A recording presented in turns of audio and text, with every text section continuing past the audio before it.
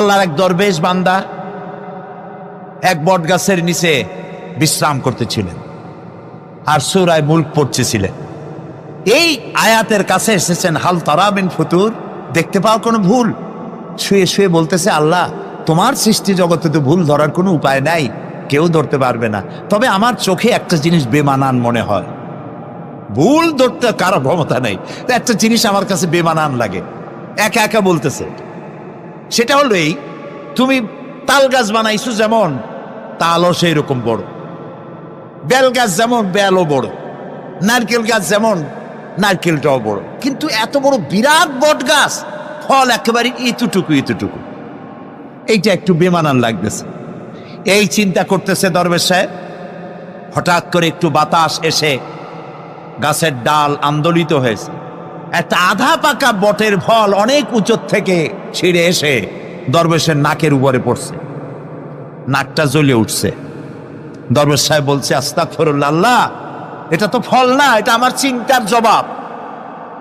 আমি চিন্তা করতেছি গাছ আনমান ফল হয় নাই, তাল গাছ যেমন ফল যেমন, বট গাছ যেমন ফল যদি ওই আকারে হইতো, ফলটা যে পজিশন নিয়ে আমার নাকে পড়ছে, এতে তো আমার নাকও যাইতো মাথাও যাইতো।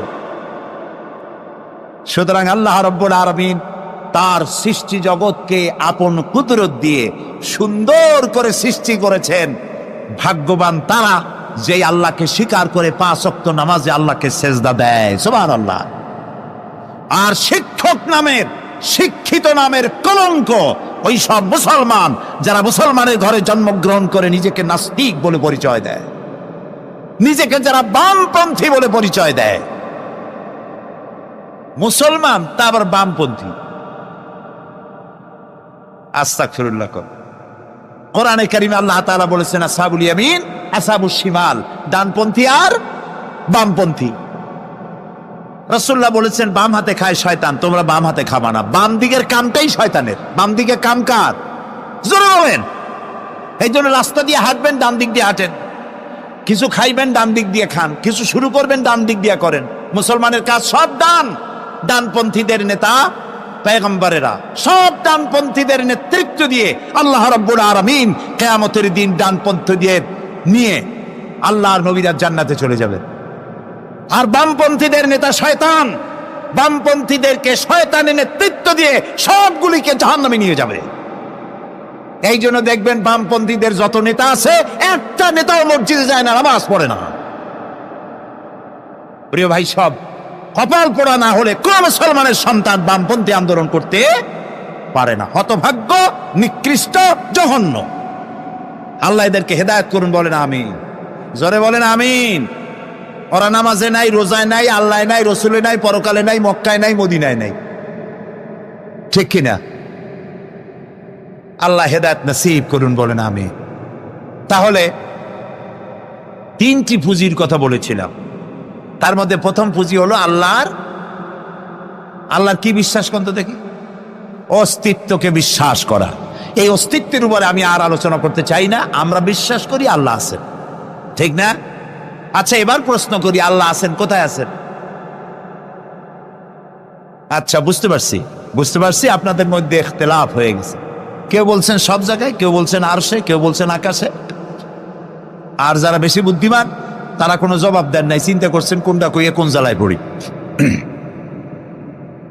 আল্লাহ রাব্বুল আলামিন কোথায় আছেন সেই প্রশ্ন আল্লাহ কি করা দরকার?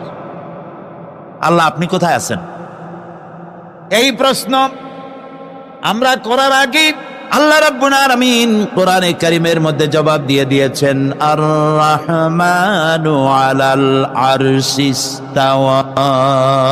সুবহানাল্লাহ। বলে আল্লাহ সব জায়গায় আছেন এ কথা ঠিক নয়। কেন ঠিক নয় সেটাও বুঝাই দেই। সব জায়গা বলতে তার মধ্যে তো টয়লেটও আছে।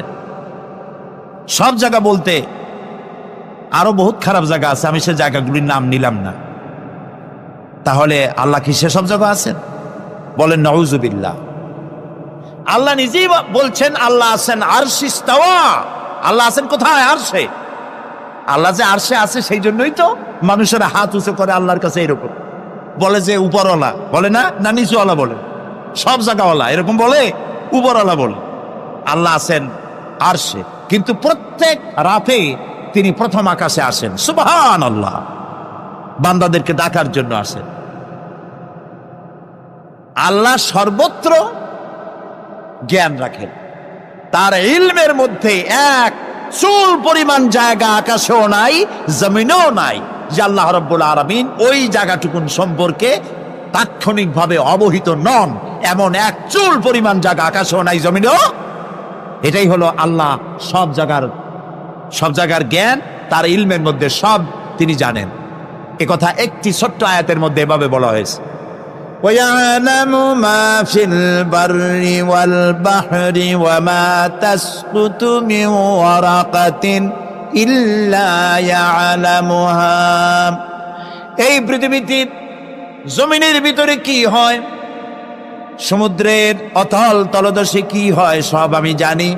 এমনকি এই পৃথিবীর কোন একটি গাছের পাতা যদি পড়ে যায়, কোন দেশের কোন গাছের কোন পাতা পড়েছে সে খবর আমি আল্লাহর কাছে হয়ে যায়। এটি আমি বললাম, বানায় বললাম? এটি কোথায় আছে? তো আল্লাহ রাব্বুল আলামিন কোরআনে পরিষ্কার করে বলে যে একটা পাতার খবর যদি আল্লাহর কাছে হয়, তাহলে আমরা কোথায় কি করি তিনি টের পান না? অবশ্যই টের পান। এটি আমাদের মনে রাখতে হবে। তো আল্লাহ তাআলা, তার উপরে আমাদের বিশ্বাস হচ্ছে এই যে তিনি আরশে ইস্তাওয়া, আরশে আছেন, এবং তিনি না জানেন না দেখেন এমন কিচ্ছু নাই, না শোনেন এমন কিচ্ছু নাই। এমনকি সমুদ্রের অতল তলদেশে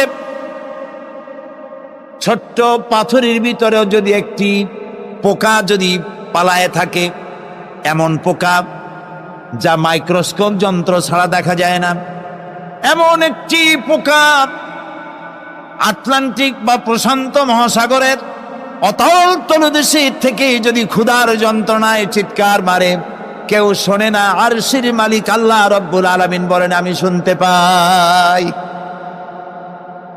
সুতরাং তিনি সব শুনতে পান, তিনি দেখতে পান, এবং সবকিছু তার নলেজে আছে।